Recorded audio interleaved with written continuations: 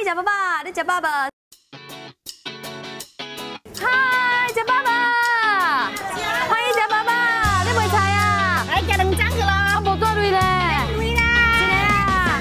哎呦，歹势啦！哎呦，我们的这福建人哈最爱的这个小吃，这个就是炸肉丸。那这个呢，大家都知道就是肉粽。啊，1、2、3、4、安迪，这一个炸肉丸，当然安迪呢也跟我传承跟分享，他做这个炸肉丸一些很独特的这个秘诀，还有心得。慢慢食，食了爱做干啊。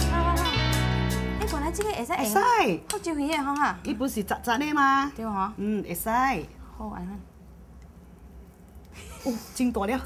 那刚才我吃在嘴里的时候，我真的是觉得，哦，还有那种小时候幸福的味道哦。甜的质量那是甜的物件，你就不要搁大了，因为伊内面就袂洗。因为爸是安尼款的，你绝对爱内面有洗。爱袂洗。再来就是噔噔小巴掌，那就是这个肉粽，荷包小巴掌，好，写的小巴掌，煮比煮炭太命人。那虽然现在呢时代非常的进步啊，每一天其实都可以吃到肉粽，不过我跟你说，自己做亲手这个酿制的这个肉粽呢，完全是不一样啊。小巴掌啊，小巴掌，卖小巴掌，小巴掌啊，小巴掌，卖小巴掌。粽子吃了过后哦，还会粽子哦，就是让你生孩子。这时阵我让事不宜迟，我让马上来小茶，小茶来，这里啊。这香。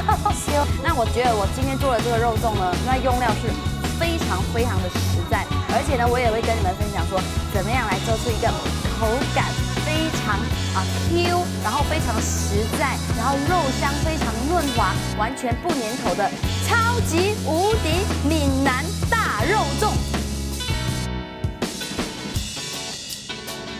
太嘴了，等袂包你了，这边呢？要大头请你哦。